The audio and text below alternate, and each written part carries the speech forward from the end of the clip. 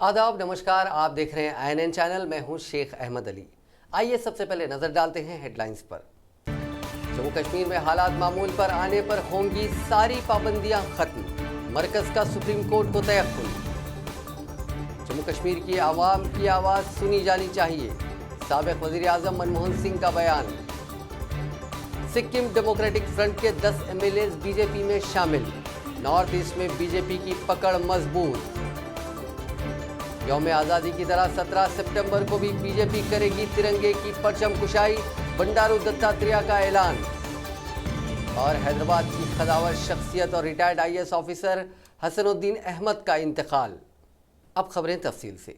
जम्मू कश्मीर को खुसूसी दर्जा देने वाले आइन के आर्टिकल 370 को हटाने के बाद कशीदगी का माहौल है। इसके बाद हुकूमत ने रियासत में तमाम तरह की पाबंदियां लगा रखी हैं। हुकूमत की आयद करदा पाबंदियों को हटाने को लेकर दायर अर्जियों पर मंगल को सुप्रीम कोर्ट में समाअत हुई। अदालत ने इन पाबंदियों को हटाने से इनकार कर दिया है। अदालत उस्मा का कहना है कि मामला हिस्सास है, हुकूमत को कुछ और वक्त मिलना चाहिए। वाज़ेह है कि जम्मू कश्मीर तश्कील 9 बिल पास होने के बाद से हुकूमत ने एहतियातन पूरे जम्मू और श्रीनगर में दफ़ा 144 लगा रखी है। वादी कश्मीर में भी सिक्योरिटी बढ़ा दी गई है। हुकूमत ने कई इलाकों में मोबाइल फ़ोन कनेक्शन और इंटरनेट पर रोक लगा रखी है। इससे पहले सुप्रीम कोर्ट ने अटॉर्नी जनरल से पूछा कि वादी में कब तक ऐसा चलेगा। इस पर अटॉर्नी जनरल ने कहा कि जैसे ही सूरत हाल मामूल पर आ जाएगी, सारी पाबंदियां खत्म हो जाएंगी। हम कोशिश कर रहे हैं कि लोगों को कम से कम परेशानी हो।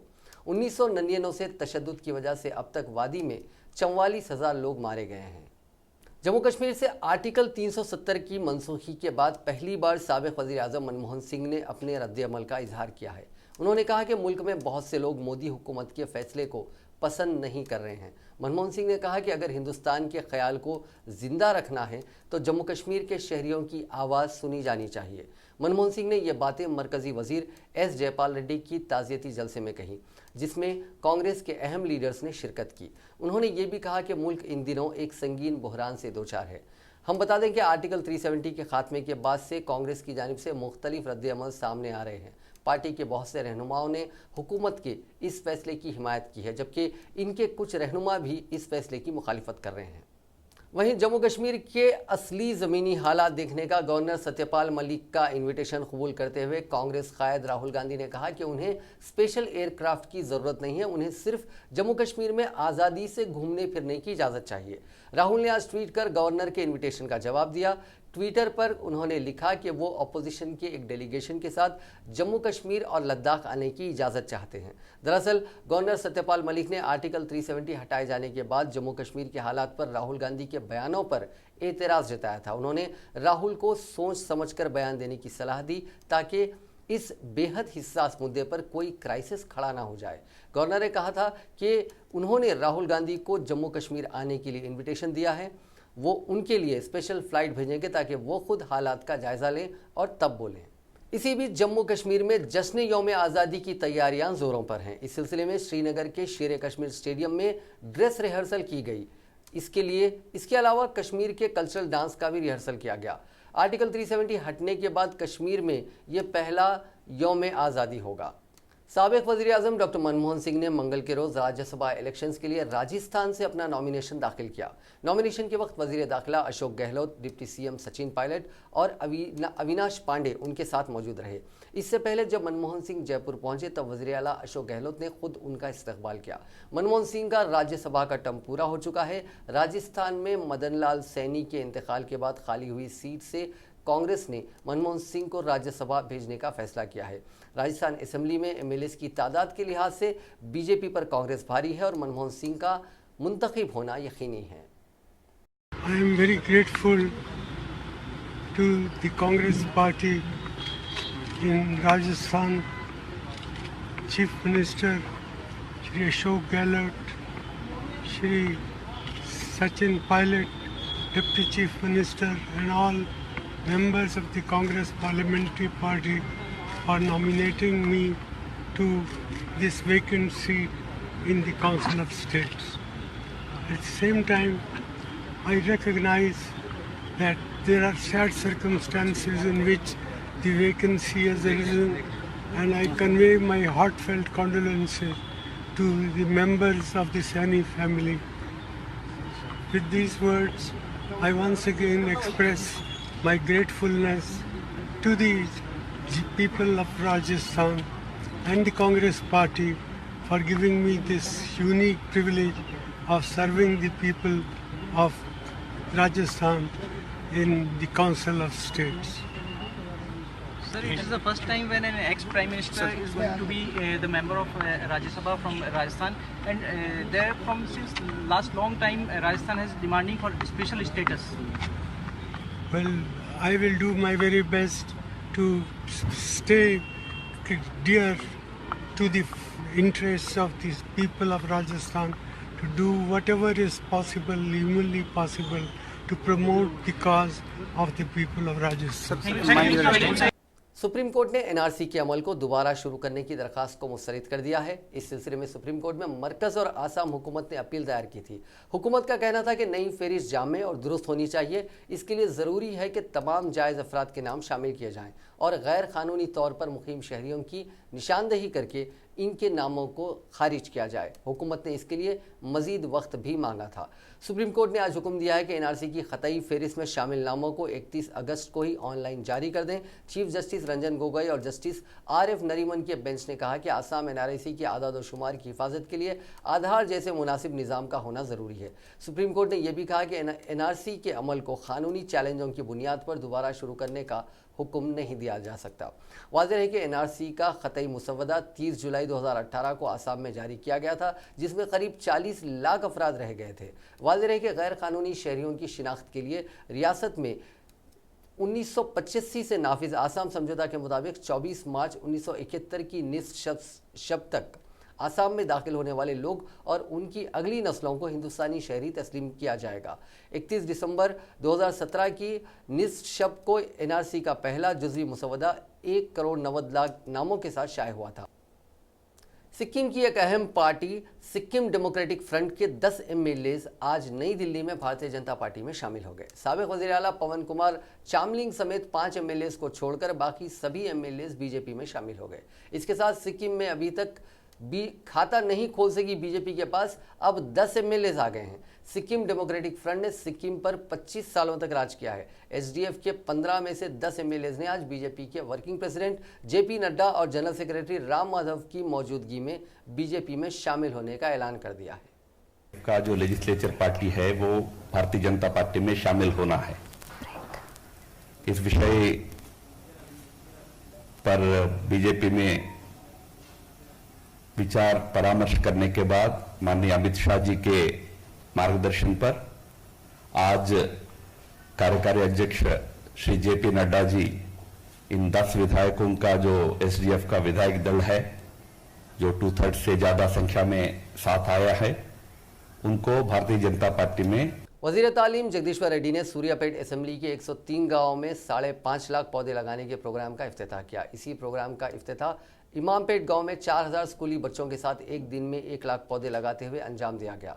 इस मौके पर खिताब करते हुए जगदीश्वर रेड्डी ने कहा कि हर गांव में 40,000 पौधे लगाने का चीफ मिनिस्टर चंद्रशेखर राव ने निशाना मुकर्रर किया है। इसी तरह हर घर में 6 पौधे तकसीम किए जाएंगे। उन्होंने कहा कि जंगलात के इलाके में इजाफा करने के लिए हरीता हरम प्रोग्राम को गुज़िश्ता 5 साल से अंजाम दिया जा रहा है। इस मौके पर रुकने पार्लियामेंट लिंगया यादव और दूसरे मौजूद थे। इस माह की 16 तारीख से रियासत भर में मछली के बच्चों को ज़खायर आब में छोड़ा जाएगा। Animal husbandry minister Talasani Srinivas Yadav Kaleshwaram project में मछली के बच्चों को छोड़कर इस प्रोग्राम का आगाज़ करेंगे। उन्होंने कहा कि जारिया साल 24,000 आबी ज़खायर में 80 करोड़ मछली के बच्चों को छोड़ा जाएगा। 5 करोड़ झींगों की अफजाइश के लिए छोड़ा जाएगा। कालेश्वरम प्रोजेक्ट में 1 करोड़ मछलियों और 26 लाख झींगों की अफजाइश की जाएगी। इस प्रोग्राम में शामिल होने वुज़रा, अरकान मुखन्नना, अवामी नुमाइंदों और माहीगीरों को मकतूब रवाना किया गया है। Animal husbandry minister Talasani Srinivas Yadav ने इल्ज़ाम लगाया है कि सुबह उठते ही चीफ मिनिस्टर चंद्रशेखर राव पर तनकीदें करना बीजेपी लीडर्स की आदत बन गई है। एक प्रेस कॉन्फ्रेंस से खिताब करते हुए श्रीनिवास यादव ने कहा कि मजलिस और टीआरएस की दोस्ती का खौफ दिलाते हुए बीजेपी सियासी मफाद हासिल करने की कोशिश कर रही है। मजलिस से टीआरएस को जोड़ते हुए अवाम में गलत प्रोपेगेंडा किया जा रहा है। श्रीनिवास यादव ने बीजेपी लीडर से सवाल किया कि क्या पुलवामा वाक़े के बाद मजलिस ने मरकजी हुकूमत की तायद नहीं की थी। उन्होंने बीजेपी लीडर से कहा कि वो मजलिस के खिलाफ लड़ें, हमें कोई एतराज़ नहीं है, लेकिन इस मामले में गैर ज़रूरी तौर पर टीआरएस को क्यों घसीटा जा रहा है। उन्होंने कहा कि चंद्रशेखर राव के अरकान खानदान में से किसी ने भी नामजद कोटे के तहत ओहदा हासिल नहीं किया है, वो अवाम के आशीर्वाद से कामयाब हुए हैं। श्रीनिवास यादव ने बीजेपी लीडर्स को मशवरा दिया कि वो आर्टिकल 370 की मनसूखी पर सियासी मफादात हासिल करने की कोशिश ना करें।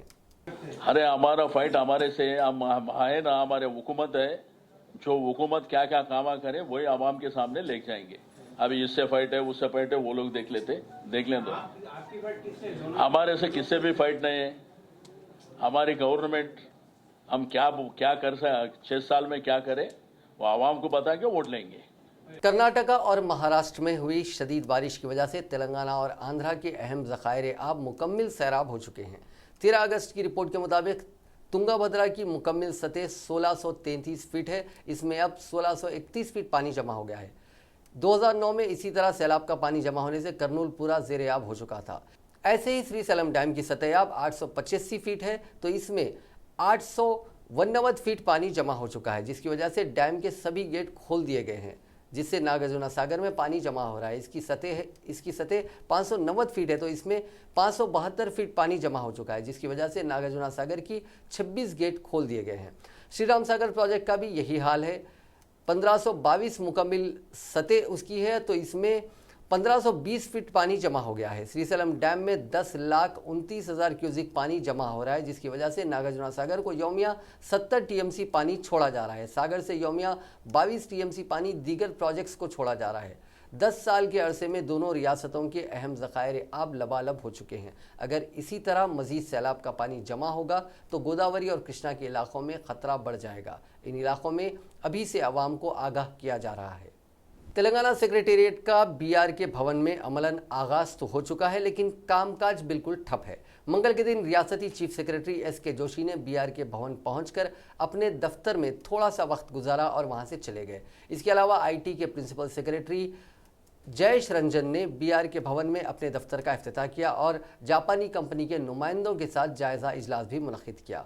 इसके अलावा दीगर आला ओहदेदारों ने भी बीआर के भवन पहुंचकर आर्जी सेक्रेटेरिएट से कामकाज शुरू होने का एहसास दिलाने की कोशिश की, लेकिन बीआर के भवन की तस्वीर कुछ और ही कह रही थी। वहां पर मौजूद अमले ने बताया कि तमाम महकमों के दफ्तर में काम चल रहा है, लेकिन महकमे के मुताल्लिक शोबेजात की मुंतकली होना बाकी है। एक तरफ आला ओहदेदार सेक्रेटेरिएट नहीं आ रहे हैं, तो वहीं दूसरी तरफ मुलाजिमीन सेक्रेटेरिएट में मौजूद हैं। एक तरफ हुकूमत का दावा है कि बीआर के भवन से कामकाज चल रहा है, वहीं दूसरी तरफ वजीर एंडोमेंट इंद्रकरण रेड्डी ने आज अपने महकमे के ओहदेदारों के साथ जायज़ा लिया। बीआर के भवन कितने दिनों में तैयार हो जाएगा, इसका सही जवाब किसी के पास नहीं है। जब इस सिलसिले में ओहदेदारों से पूछा गया तो उनका कहना था कि मुंतकली का अमल जारी है, फिलहाल सेक्रेटेरिएट की मुंतकली और उसकी तकमील होने तक कामकाज पर असर पड़ेगा। तेलंगाना कांग्रेस उमूर के इंचार्ज आर.सी. कुंतिया ने कहा कि तेलंगाना में असेंबली और पार्लिमानी इंतखाबात के दौरान पार्टी टिकट्स की तकसीम के मामले में कांग्रेस लीडर कोप्पुला राजू का कोई रोल नहीं था। उन्होंने कहा कि प्रदेश कांग्रेस इलेक्शन कमेटी के फैसले के मुताबिक ही टिकट्स तकसीम किए गए हैं। PCC, LOP, incharge secretaries election committee की मुशावरत के बाद ही टिकट्स दिए गए हैं। कुंतिया ने पार्टी के चंद लीडर्स के इल्ज़ाम को गलत करार दिया, जिसमें उन्होंने टिकट से महरूमी के लिए कोप्पुला राजू को जिम्मेदार करार दिया था। उन्होंने पार्टी लीडर्स को मशवरा दिया कि वो अपनी शिकायत पीसीसी या कुल हिंद कांग्रेस कमेटी से करें, मीडिया में ना करें। कोप्पुला राजू का शुमार पार्टी के सीनियर लीडर्स में होता है और वो पार्टी को मुस्तहकम करने का काम कर रहे हैं। तेलंगाना की सियासत से इनका कोई ताल्लुक नहीं है। इसी तरह राहुल गांधी से अपॉइंटमेंट दिलवाने के मामले में भी कोप्पुला राजू का कोई ताल्लुक नहीं रहता। राहुल गांधी का अपॉइंटमेंट उनके पर्सनल सेक्रेटरी देखते हैं। चंद लीडर्स का ये इल्ज़ाम भी गलत है कि कोप्पुला राजू की वजह से वो राहुल गांधी से मिल नहीं पा रहे हैं।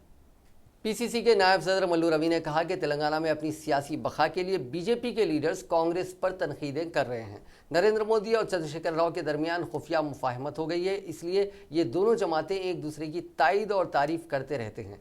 गांधी भवन में प्रेस कॉन्फ्रेंस से खिताब करते हुए मल्लू रवि ने कहा कि 2018 के इंतखाबात में 103 हलकों में बीजेपी की जमानत जब्त हो गई थी। लोकसभा इंतखाबात में बीजेपी को 17% वोट हासिल हुए थे। इसके बाद जिला परिषद और मंडल परिषद इंतखाबात में बीजेपी का पता नहीं था। उन्होंने इल्जाम लगाया कि रियासत में टीआरएस की बीजेपी दुमछल्ला पार्टी बन गई है और मरकज में बीजेपी की टीआरएस दुमछल्ला पार्टी बन गई है। पार्लियामेंट में पेश किए गए तमाम बिल्स की टीआरएस ने तायद की है। मल्लू रवि ने बीजेपी के रियासती सदर लक्ष्मण पर तनकीद करते हुए कहा कि लक्ष्मण की जानिब से कांग्रेस पर की जाने वाली तनकीदें उल्टा चोर कोतवाल को डांटे के मुतरादिफ है। उन्होंने कहा कि लक्ष्मण का दिमागी तवाजुन खराब हो गया है। उन्होंने लक्ष्मण को जबान काबू में रखने का मशवरा दिया।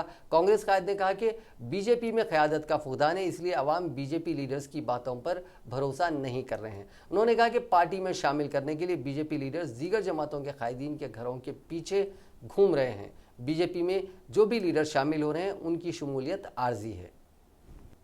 साबिक मरकजी वजीर बंडारू दत्तात्रेय ने कहा कि बीजेपी यौम आज़ादी की तरह 17 सितंबर को भी तिरंगे की परचम कुशाई करेगी। मीडिया से बात करते हुए उन्होंने कहा कि मजलिस के खौफ से टीआरएस पार्टी सरकारी तौर पर यौम सुकूत हैदराबाद नहीं मना रही है, लेकिन बीजेपी हर देहात में 17 सितंबर को यह दिन मनाएगी। उन्होंने कहा कि केटीआर कौम परस्ती को फिरकावारियत से जोड़ रहे हैं, जो ठीक नहीं है। उन्होंने कहा कि कांग्रेस पार्टी में आर्टिकल 370 पर इत्तेफाक राय नहीं है। उन्होंने ये भी कहा कि तेलंगाना के आबपाशी प्रोजेक्ट्स में पानी नहीं है। उन्होंने इल्ज़ाम लगाया कि 80,000 करोड़ रुपए खर्च करने के बावजूद कालेश्वरम प्रोजेक्ट के जरिए 1 एकड़ को भी पानी नहीं दिया गया है। हम टीआरएस सरकार मुख्यमंत्री से हम डिमांड कर रहे हैं कि ये सरकार की तरफ से ये फंक्शन करना चाहिए। जैसे मुख्यमंत्री 15 अगस्त को गोलकोंडा पे जो तिरंगा झंडा फहराते, वैसे ही जो है तिरंगा झंडा गोलकोंडा के ऊपर मुख्यमंत्री फहराना चाहिए। इसलिए ये निज़ाम का बहुत बड़ा जो है जनता के ऊपर हमला था। तेलंगाना के आम जनता के ऊपर निज़ाम का जो है बहुत बड़ा हमला था, तो इसलिए उनके हाथों से चले जाना बोल के बहुत बड़ा आंदोलन करे। वो एक आंदोलन एक इतिहास है, उस इतिहास को वो लोग दबाने के लिए कोशिश कर रहे हैं। तो इसलिए हम बोल रहे हैं, जब कर्नाटका सरकार, महाराष्ट्र सरकार जब 17 सितंबर को जब ऑफिशियली करते, तो तेलंगाना आने के बाद तेलंगाना के सरकार क्यों नहीं करती है?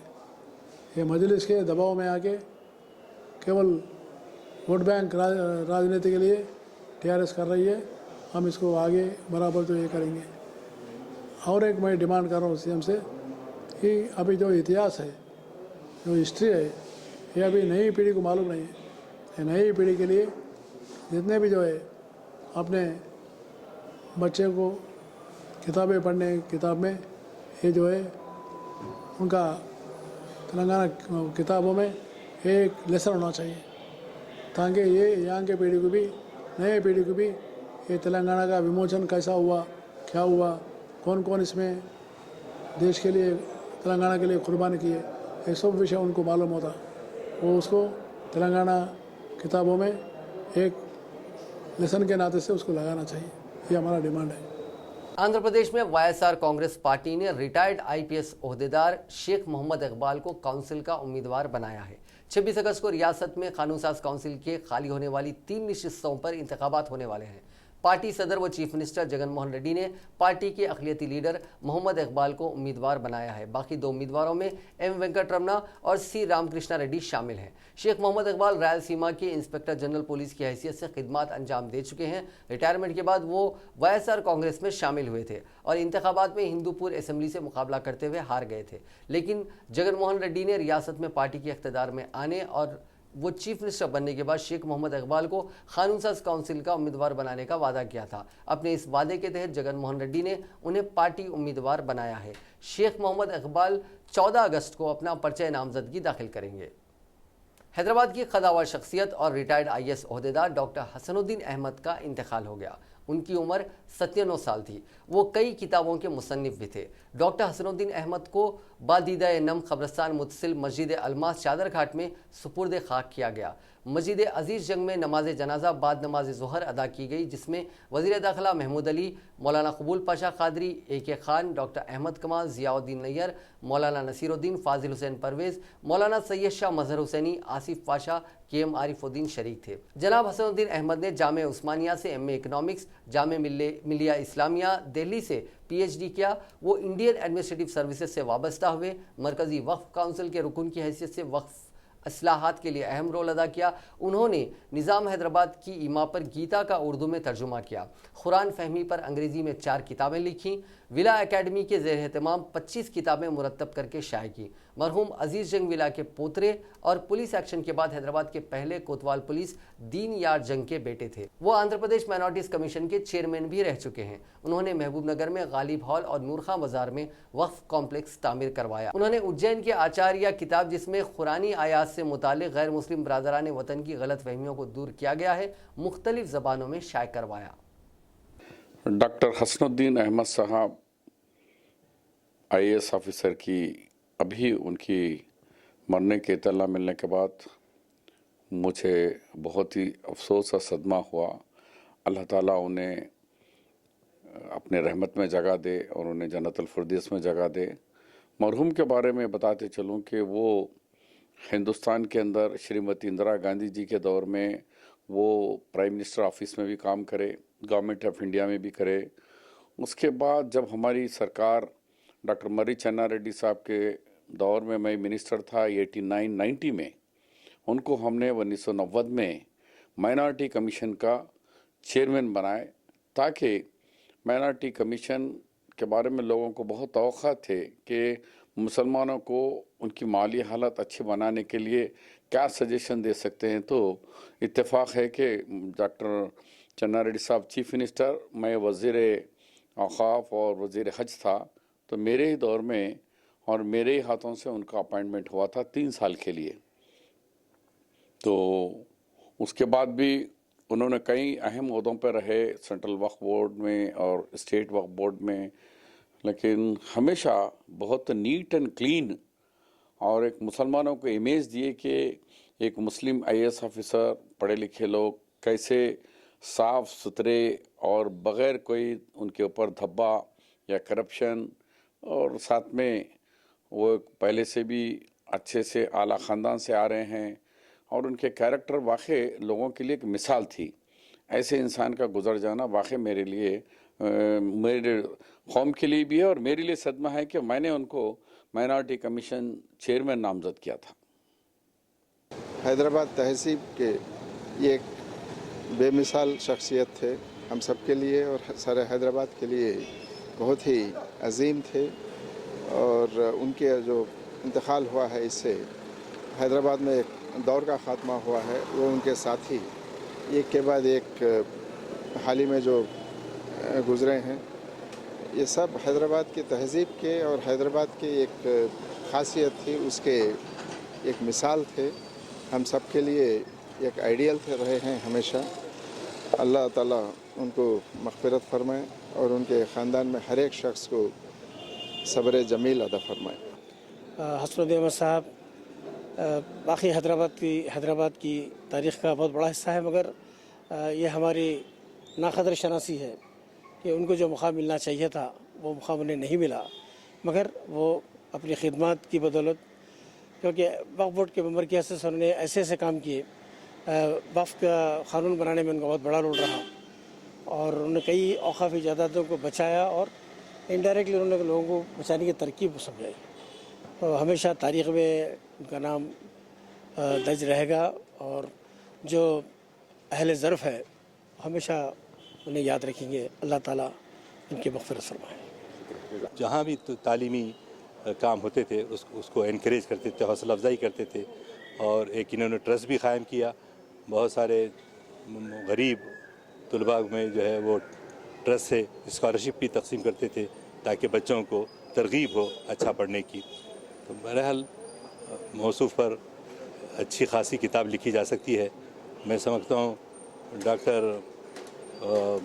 जो अमेरिका में चले गए उनके बाद डॉक्टर हसनुद्दीन अहमद साहब से एक इल्मी दुनिया हैदराबाद की कम से कम खाली हो गई। अजीमतर बल्दिया हैदराबाद में गणेश विसर्जन के इंतजामात के लिए ओहदेदारों को मुतहरिक हो जाने की मेयर राम मोहन ने हिदायत दी है। उन्होंने आज बल्दिया के दफ्तर में पुलिस, बरखी, आबरसानी, रेवेन्यू, मेट्रो रेल और जोनल कमिश्नर्स के साथ एक जायजा इजलास मुनक्किद किया। इस मौके पर उन्होंने कहा कि तालमेल के साथ इस साल बेहतर से बेहतर इंतजामात किए जाएं। उन्होंने कहा कि विसर्जन के मौके पर सफाई का खास ख्याल रखा जाए और जुलूस के रास्तों पर ब्लीचिंग पाउडर का छिड़काव किया जाए। विसर्जन के मकामात पर लाइट का इंतजाम और रास्तों पर लाइट के खुसूसी इंतजामात किए जाएं। सड़कों की मरम्मत के काम तेजी से अंजाम दिए जाएं। उन्होंने मेट्रो रेल के ओहदेदारों से कहा कि जुबली बस स्टेशन तक सिकंदराबाद तक मेट्रो के काम के सामान को हटा दिया जाए ताकि जुलूस को गुजरने में आसानी हो। इस मौके पर पुलिस कमिश्नर अंजनी कुमार ने कहा कि मुख्तलिफ रास्तों पर सीमेंट के बैरिकेड्स को हटा दिया जाएगा। उन्होंने कहा कि 80 वॉच टावर कायम किए जाएंगे ताकि जुलूस पर नजर रखी जा सके। राम मोहन ने कहा कि जुलूस के दौरान पीने के पानी के पैकेट्स और मोबाइल टॉयलेट कायम किए जाएंगे। नाजरीन, आखिर में एक बार फिर से नजर डालते हैं हेडलाइंस पर। जम्मू कश्मीर में हालात मामूल पर आने पर होंगी सारी पाबंदियां खत्म, मरकज का सुप्रीम कोर्ट को तयक्कुन। जम्मू कश्मीर की आवाम की आवाज सुनी जानी चाहिए, साबिक वजीर आजम मनमोहन सिंह का बयान। सिक्किम डेमोक्रेटिक फ्रंट के 10 MLAs बीजेपी में शामिल, नॉर्थ ईस्ट में बीजेपी की पकड़ मजबूत। यौम आज़ादी की तरह 17 सितंबर को भी बीजेपी करेगी तिरंगे की परचम कुशाई, बंडारू दत्तात्रेय का ऐलान। और हैदराबाद की खदावर शख्सियत और retired IAS officer Hasanuddin Ahmed का इंतकाल। नाजरीन, आज के प्राइम टाइम में बस इतना ही। देखते रहिए ANN चैनल।